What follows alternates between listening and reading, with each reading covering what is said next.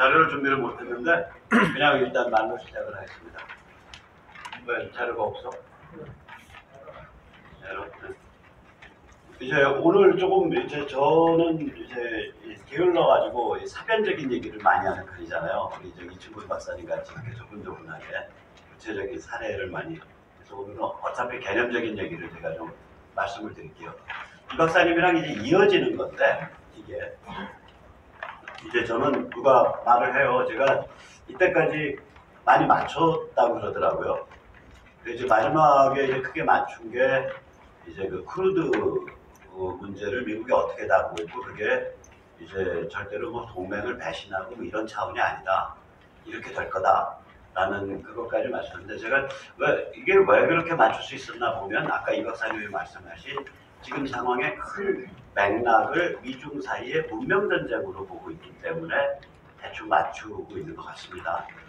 그래서 이제 오늘 제 말씀에 이제 처음에 얘기는 어디에서부터 들어가냐면 제가 만약에 문재인 586 집단이다라고 이제 신발을 바꿔놓고 그 입장에서 상상을 해봤을 때 얘들이 보는 그 망상, 얘들의 그 어떤 판단의 전제 조건이 이제 단적으로 말하면 작년 우리 날짜로 9월 18일, 9월 26일, 10월 4일 요 사이를 기점으로 해서 무작위 바뀐 거예요. 그러니까 10월 5일. 왜 그러냐면 9월 18일이 미국이 중국에 대해서 2천억 달러 분의 상품에 대해서 추가 관세 발표한 날이에요. 근데 그날이 이제 문재인이가 평양 간 날이니까 문재인도 잘 갔다 와라 그러고 선물 보따리를 왕창 준 거예요. 2천억 달러를. 그 다음에 이제 9월 26일이 이제 현지 날짜로 9월 25일이고 아까 이제 우리 이 박사님이 말씀하신 트럼프의 유엔 연설 날이고요. 그다음 10월 5일이 현지 날짜 10월 4일로 펜스의 허슨 연구소 발언인데 그게 백악관에 다 떠있단 말이에요. 그러니까 혼자서 그냥 당연한 게 아니에요. 그 진영 전체의 관점이란 말이죠. 이게 다 이제 미중 전쟁 제대로 붙는다라는 그 어떤 분수령이 확실해진 날이에요. 얘들이 그 언저리 이후로 특히 그 다음에 몇 달 있다가 하노이에서 이제 트럼프가 김정은을 완전히 이제 찬밥 취급한 이후로 얘들 관점에서 제가 문재인이라고 했을 때, 제가 문정인이라고 했을 때, 오늘 문정인 엄청나게 도발적 발언했는데 중국 해구산 쓰자고. 저는 문정인의 마지막 하지 않은 말이 혹시라도 미국이 우리를 핵공격할 걸 대비해서 중국 해구산 쓰자 뭐 그거가 아니었기만 바랍니다. 중국의 해구산을 쓰자 뭐 이런 말까지. 그러니까 얘들의 그 어떤 그 관점이 뭐였겠나를 보면 고무력, 그러니까 미중 전쟁이 본격화되기 전과 후가 완전히 다르다. 이 후가 다른 거하고 지금 펼쳐지는 전국의 변화가 맞물려 있다는 게 오늘 말씀의 주요한 명제 중에 하나예요. 이제 예를 들면 걔들이 그 당시에 그런 그 전기, 그러니까 그 작년 9, 10월 전에 혹은 올해 2월 전에 얘들이 전제가 몇 개 있어요. 우선 첫째, 뭐 얘들 처음엔 무슨 뭐 공수처, 뭐 선거법 이런 거는 그냥 껌값이고 기본적으로 이 지방공권이라는 근사한 구호를 내세워서 중앙정부를 해체해서 대한민국을 무력화시킨다라는 그런 관점을 갖고 있었고, 두 번째로 북한을 관통하는 러시아 PNG를 사용해서 한국인 전체를 그 북한의 에너지 인질로 만들겠다. 러시아와 북한은. 세 번째로 한강하구원, 또 한박도 같이 보여주는 그런 한강하구원, 또 DMZ를 무장해제시켜서 수도권 2,500만 명을 안보인질로 만들겠다. 네 번째로 뭐 국제적으로 그게 되든 말든 간에 무조건 무자지단 간에 북한에 대해서 긴급 현금 수여를 하겠다. 다섯 번째로 중국을 섬기겠다. 뭐 이런 스토리를 가지고 있었던 거예요, 전반기에. 우리가 지금 공수처 갖고 싸우는데 사실 우리가 이제 공세로 전환한 겁니다. 얘들이 이런 아젠다를 다 포기한 거예요, 한 2년 사이에. 가만히 타임머신을 타고 한 2년 전으로 돌아가보세요. 2년 전에 얘들 아젠다가 이거였다. 그러면은 이런 아젠다를 왜 낼 때는 얘들이 가지고 있던 어떤 정세관이 있단 말이죠. 그 정세관을 간단히 정리를 해보면 이런 거죠. 이게 뭐 조중동도 크게 안 달라요. 그러니까 특히 조선이 많이 안 다른데 중앙은 좀 널뛰기를 하고 동화도 널뛰기를 하고 조선이 아주 일관되게 결국 미중 전쟁에서 미국이 패배할 거다. 우리가 한 1년, 2년 타임머신 타고서 언론 보도 가만히 해보면 다 이런 논조의 얘기예요. 두 번째는 미국 정치에서 트럼프가 이끄는 보수 혁명이 패배할 거다. 세 번째는 북핵에 관련돼가지고 결국 미국이 북한을 사실상의 어느 수준의 핵보유국으로 인정할 거다. 이런 관점을 갖고 있었던 거예요. 이런 관점을 가지니까 정책 목표 음모가 이런 음모를 하게 되죠. 그런데 이게 이제 그 시발점은 이제 2018년 9월, 10월, 11월 그러니까 굉장히 흥미진진한 시대를 사시는 거예요. 좀 지옥 같고 악마스러운 데가 있지만 너무너무 드라마틱한 시대를 살고 계시는 거예요, 우리가. 근데 이 언제부터 이게 너무나 달라져 버린 거예요. 그러니까 여름이 겨울로 확 바뀐 거예요. 혹은 온대가 한대로 기후대가 바뀌어 버린 거예요. 그게 드러난 건 뭐냐면은 미중 전쟁에서 중국이 패배할 게 확실해져 버렸잖아요. 지금 미국 경기 계속 정점 찍고 있거든요. 이 흑인들도 40% 정도가 트럼프 지지한다는 거예요, 지금. 히스패닉 흑인 이런 쪽에 원래 민주당 지지자들이 많은데. 그 다음에 특히 홍콩 요번에 보면 이거 전적으로 드러나는 거죠. 미중 전쟁에서 결국 중국 패배하고 미국 승리할 거다. 이게 확실해져 가고 있단 말이에요. 그 다음 미국 정치에서 트럼프 보수혁명 승리할 거다. 지금 트럼프를 욕을 하고 뭐 탄핵해야 된다 말아야 된다 뭐라고 하던 간에 내년 대선에서 트럼프 이길 가능성이 굉장히 높다. 다들 이렇게 말을 합니다.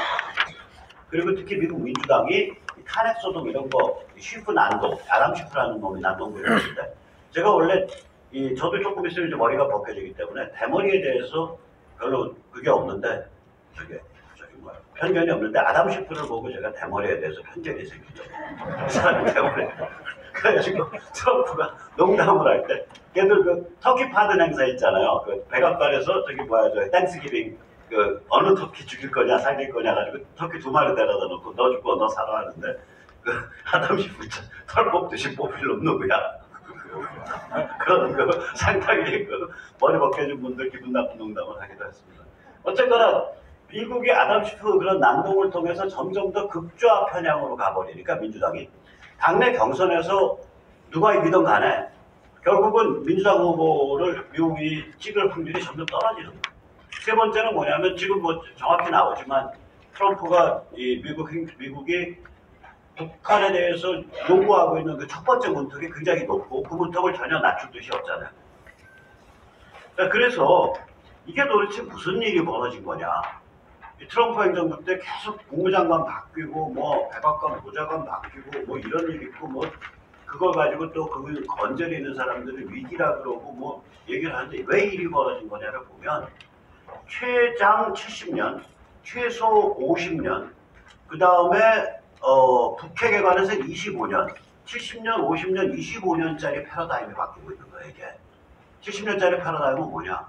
미국은 폴 크루그만이나 혹은 이런 사람들, 매티스 국방장관, 이런 사람들이 그 표현을 잘해주는데, 미국은 기본적으로 소련, 러시아를 주적으로 삼고 있고, 서유럽을 동맹 1번지로 삼습니다. 이게 70년 된 패러다임입니다. 그 다음에 미중 미로를 해서 중국과 잘 지내야 된다. 이게 50년 된 패러다임입니다. 그 다음에 중동 무슬림 석유 패권 잘 섬기고 살아야 된다. 이게 50년 된 패러다임입니다. 그거 별로 안 섬겨도 돼. 우리가 뒤에서 병풍만 쳐주고 큰일 안 벌어지게 딱 왁구만 짜주면 지들끼리 치고받으면서 거기서 질서 잡히는 거야. 그러니까 방패 했다가 그거 반발했다가 볼튼이 나간 거 아니에요. 무슨 말씀인지 아시겠죠? 존 볼튼 쫓겨난 게 이 네 번째랑 관계가 있어요. 그걸 고집을 했다고요. 50년 된 패러다임. 그 다음에 25년 된 패러다임이 뭐냐면 북핵은 육자회담으로 풀어야 되고 중국이 주도해서 풀어야 된다. 이게 25년짜리 패러다임이에요. 이걸 2, 3년 만에 바꾸니까 이게 큰 배도 한꺼번에 확 돌리면 거의 자빠질 정도로 누우면서 사람들 다 넘어지고 막 이러잖아요. 이제 이 현상이 일어난 거죠. 미국의 학계, 언론계, 그 다음에 관료계에서 적응 못해가지고 그게 한 2, 3년 사이에 벌어졌다고 생각합니다. 그 다음에 이제 그래서 이런 패러다임들이 이제 완전히 바뀌어서 사실상 말로 그렇게까지 표현 안 하더라도 중국이 주적 1번이고 러시아는 어차피 자원 수출해서 먹고 살고 특히 그 자원 중에 가스나 에너지가 결정적이기 때문에 그건 미국이 수치시킬 수가 있고 그 다음에 중동 석유 패권은 이제 끝난 게임이고 이런 그 다음에 북핵은 미국이 1대1로 붙어가지고 해결 보겠다 이런 패러다임을 확 바뀌어버리는 거예요. 우리 가만히 염두를 둬보시라고요. 그래서 이 패러다임 시프트가 일어나니까 이게 이제 한 걸린데 이제 눈에 가시권에 들어와서 그 시프트가 성공적이다라는 느낌을 주게 된 데까지 2년 넘게 걸린 거죠. 그럼 얘들도 이제 관점이 확 바뀌는 거죠. 제가 이제 좀 더 철학적인 얘기는 여기서 안 하고 요게 이제 상당히 철학적인 얘기인데 요거는 시간이 없어서 제가 요것만 설명해도 30분 걸리니까 그래야 또 세뇌 탈출 광고를 하죠. 그 다음에 이제 이게 그 얘기였고요. 이제 금방 그래서 얘들이 이제 뭐를 한 거냐면 수세로 들어간 거예요. 수세가 뭐냐면 저는 여기서 이제 그 포스트 컬랩스 파워 서스테이너빌리티라고 표현했는데 IPPC라고 다시 표현하고 싶어요. 뭐냐면은 Invincible Power for Post Collapse예요. 그러니까 이 분단 구조 혹은 평양 붕괴 후에도 침몰시킬 수 없는 권력을 어떻게 만들 거냐. 이게 이제는 목적이 된 거예요. 그러니까 목적이 바뀐 거죠. 그전에는 친중, 친북, 반미, 반일 코리아 연방으로 해서 중국의 제1도련의 주춧돌을 만들겠다 했는데 이제는 그건 잘 모르겠고 아무튼 살아나야 되겠다. 이 정세가 확 바뀌더라도 살아나야겠다. 살아나려고 보니까 이거 선거제도도 바꿔야 되고 그 다음에 저것도 해야지. 공수처 같이 해서 비밀경찰, 비밀검찰도 만들어야지. 이렇게 된 거죠. 그럼 중간에 걸려있는 게 뭐였냐면 지소미아예요. 그래서 그걸 밀다가 디자인을 했을 때는 그게 작년 대법원 판결 때부터 디자인된 거니까 최소한 7, 8월에 디자인된 거라고. 디자인을 했을 때는 첫 번째 패러다임인데 그러니까 첫 번째 음모, 오리지널 음모인데 꼬리를 내렸잖아요. 상황이 바뀌었기 때문에 꼬리를 내린 거라고. 미중전쟁에서 중국이 이길 가능성이 있었으면 쟤를 꼬리 안 내렸습니다. 절대 안 내렸습니다.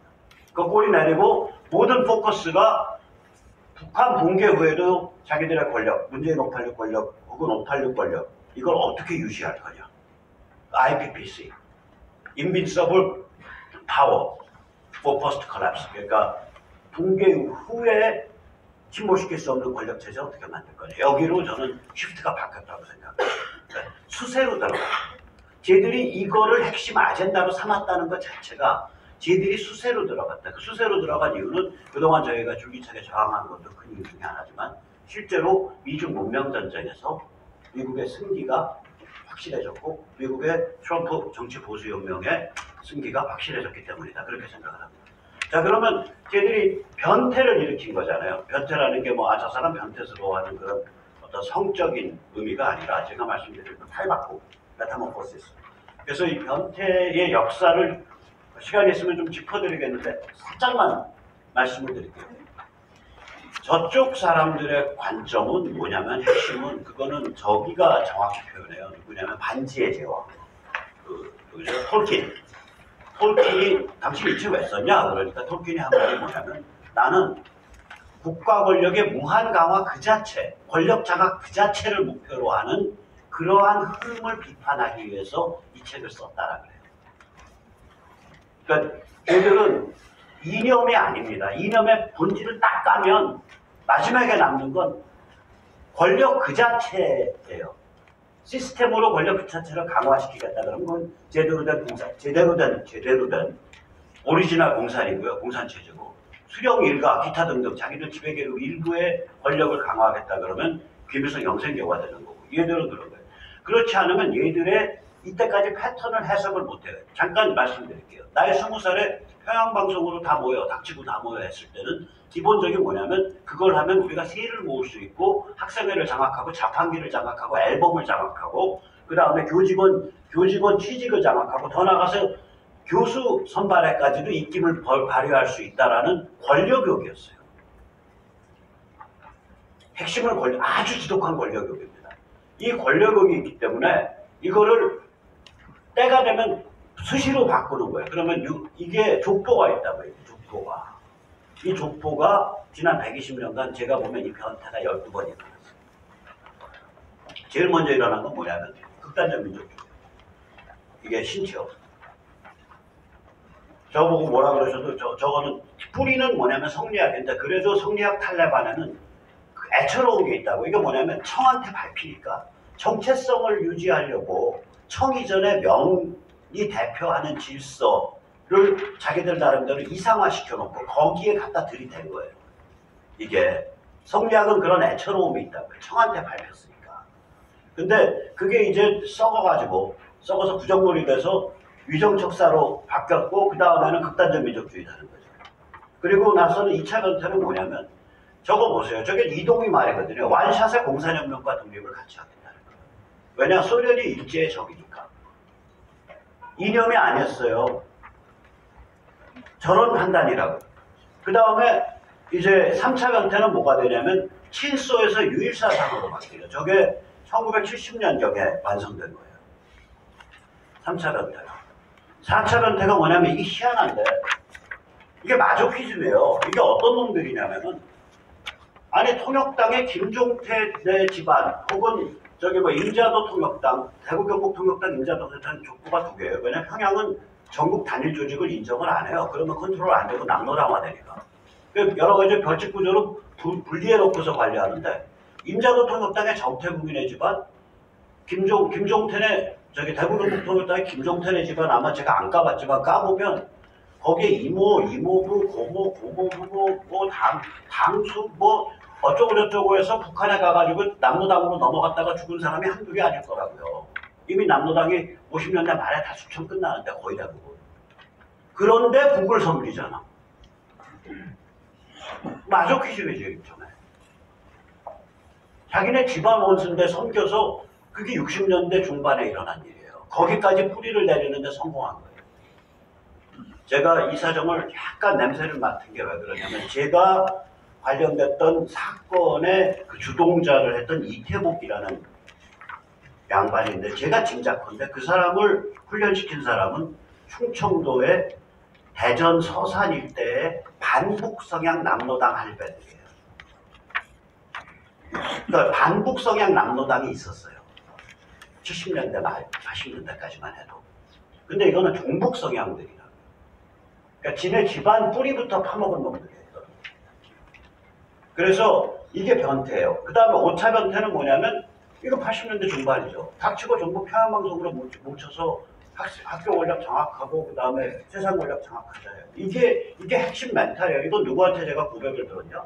민혁당 애들한테 고백을 들었어요. 민혁당 애들 그 주요 간부들이 파리학번이라서 저랑 후배뻘 돼요. 그래서 나중에 술자리에서 말했죠.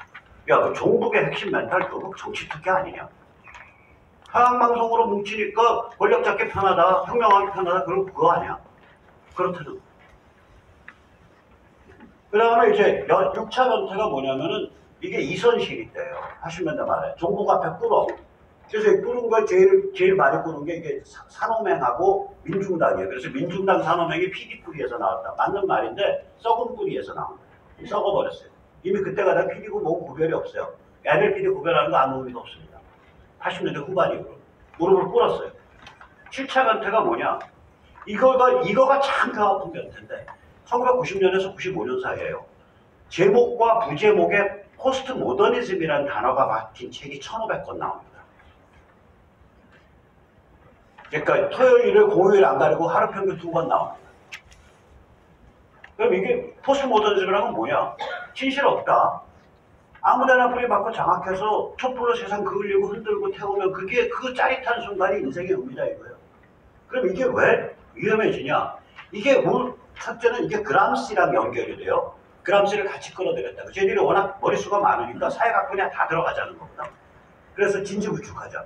진실 없다. 촛불 들고 흔들어가야 돼. 이게 일종의 울트라 슈퍼 본드가 된 거예요. 이렇게 되면요. 나 옛날에 김일성 주사파 믿었지 수령님이라 그랬고 백두산 줄기줄기 찾았고 위대한 수령 김일성 동무 위수민동 찾았고 그랬지. 평양방송 열심히 들었고 근데 어차피 진실 없잖아.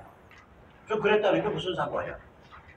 좀 지금 김일성 좀 좋아한다고, 김정일 좋아한다고, 김정은 좋아한다고 무슨 상관이야? 어차피 진실 없는데, 시비도 없고 도덕도 없는데.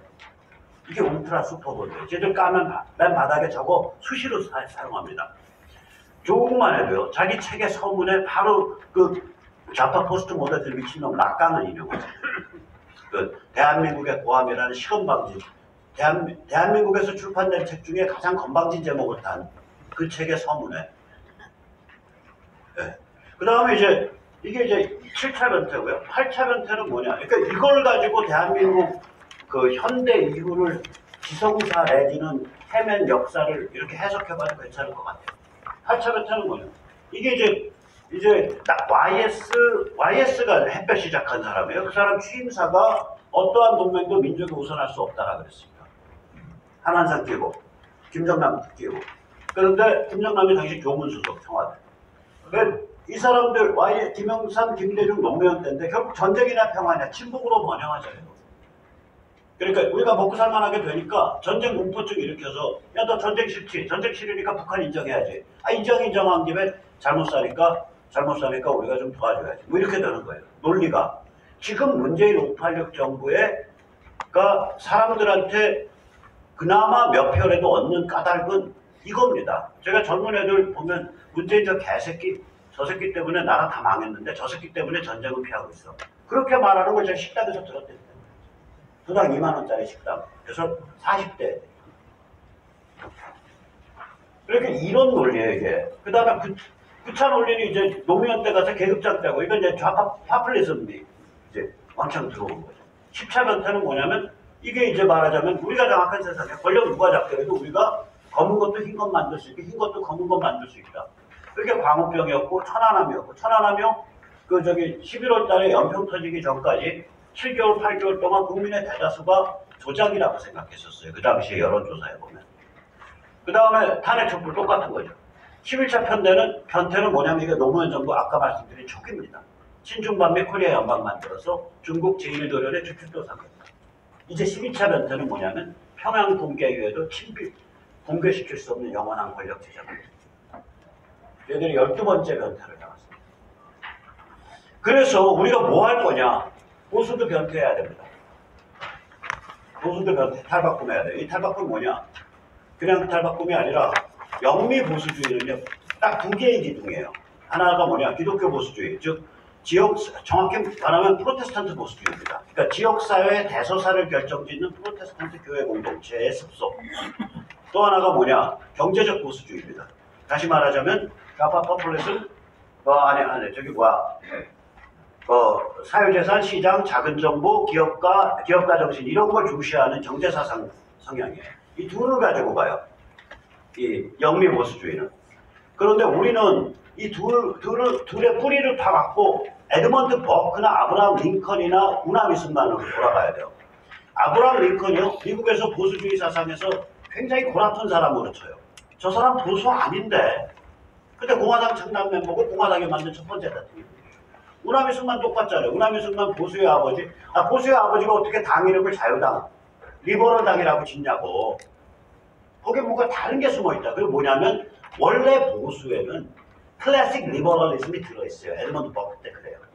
그럼 원래 보수가 뭐냐 이거. 우리가 그걸 발굴해서 그걸 세 번째 기둥으로 세워야 된다. 저는 그거가 사상적 보수주의, 인텔렉츄얼 컨서버티즘이라고 불러요. 이게 뭐냐면 결국 현대 문명의 핵심 가치를 개인 존엄과 진실 존중으로 보는 거고, 그걸 옹호한, 현대 문명의 핵심 가치를 옹호하는 거를 보수라고 부르고, 에드먼드 버크가 부르거든요. 그러면 이게 어떻게 해석되냐? 보수의 반대는 진보가 아니라 보수의 반대는 반문명이고 반인도가 되고. 그래서 무지하게 전투적인 관점입니다. 보수의 반대가 진보가 아닌데 이 관점에서는 보수의 반대는 반인류 반문명이 돼요. 무슨 말씀인지 아시겠죠? 무슨 뜨뜻미지근한 게 아니라고. 내가 보수라는 걸 딱 이런 관점에서 사상적 보수주의를 만약에 이렇게 규정하고 현대 문명의 핵심 가치를 내가 지키는 거가 보수야 라고 나의 사상적 정체성을 규정하는 순간 제가 이게 인간 원자 폭탄이 되는 거예요. 개인이. 이것도 반문명, 저것도 반인류 이렇게 돼요. 자, 그래서 이러한 사상적 보수주의로 부장한 독립적인, 그러니까 자율적 개인의 자치 네트워크를 만들지 않으면 우리가 기대할 데가 없잖아요. 지금 조중동 같은 빅미디어도 거기 통찰과 리더십이 없고, 자유한국당 뭐가 됐다고 우리가 원내대표 선출까지 걱정해주고, 나경원이가 제가 나경원이랑 왜 혼수줘야 되냐고요. 제가 그러니까 이게 거기도 헤매고 있고, 그러니까 우리가 결국은 레버리지를 만들어야 된다. 극단적으로 말하면 약 160개 선거구에서 국회의원들을 보쌈을 할 수 있는, 견인할 수 있는 한 기백 명, 1000명 이런 네트워크를 만들어야 된다. 그런 얘기를 드리고 싶습니다. 예, 감사합니다.